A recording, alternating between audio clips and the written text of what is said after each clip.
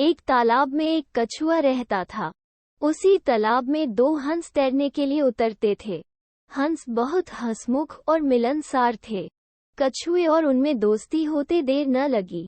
हंसों को कछुए का धीमे धीमे चलना और उसका भोलापन बहुत अच्छा लगा। हंस बहुत ज्ञानी भी थे।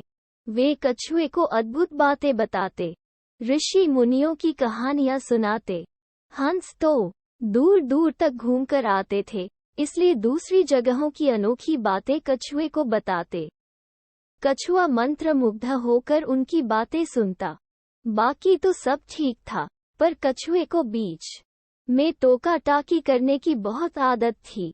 अपने सज्जन स्वभाव के कारण हंस उसकी इस आदत का बुरा नहीं मानते थे। उन तीनों की घनिष्ठता बती गई। दिन गुजरते गए। एक बार बड़े जोर का सूखा पड़ा।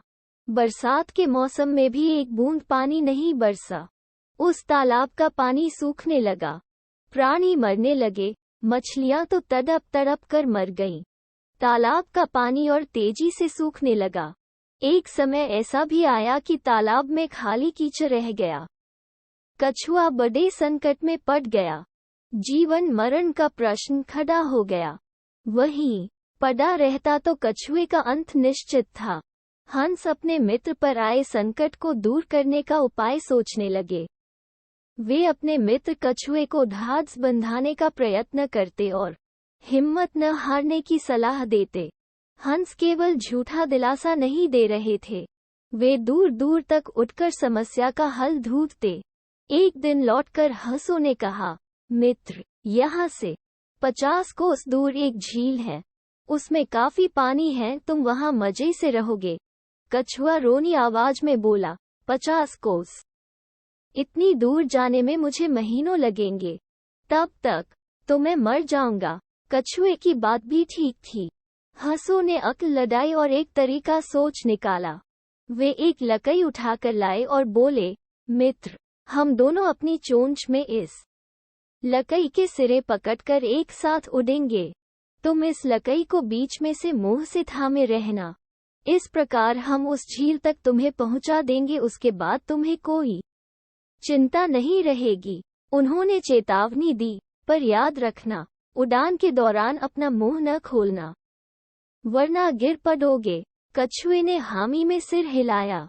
बस लकड़ी पकड़कर हंस उड़ चले। उनके बीच में लकड़ी मुंह दाबे कछुआ। वे एक कस्बे के ऊपर से उड़ रहे थे कि नीचे खड़े लोगों ने आकाश में अद्भुत नजारा देखा। सब एक दूसरे को ऊपर आकाश का दृश्य दिखाने लगे। लोग दौड़ दौड़ कर अपने छज्जों पर निकल आए। कुछ अपने मकानों की छतों की ओर दौड़े। बच्चे, बूढ़े, औरतें व जवान सब ऊपर देखने लगे। खूब शोर मचा। कछुए की नजर नीचे उन लोगों पर पड़ी। उसे आश्चर्य हुआ कि उन्हें इतने लोग देख रहे हैं। वो अपने मित्रों की चेतावनी भूल गया और चिल्लाया, देखो, कितने लोग हमें देख रहे हैं। मुंह के खुलते ही वह नीचे गिर पड़ा। नीचे उसकी हड्डी पसली का भी पता नहीं लगा। सीख बेमौके मुंह खोलना बहुत महंगा पड़ता है।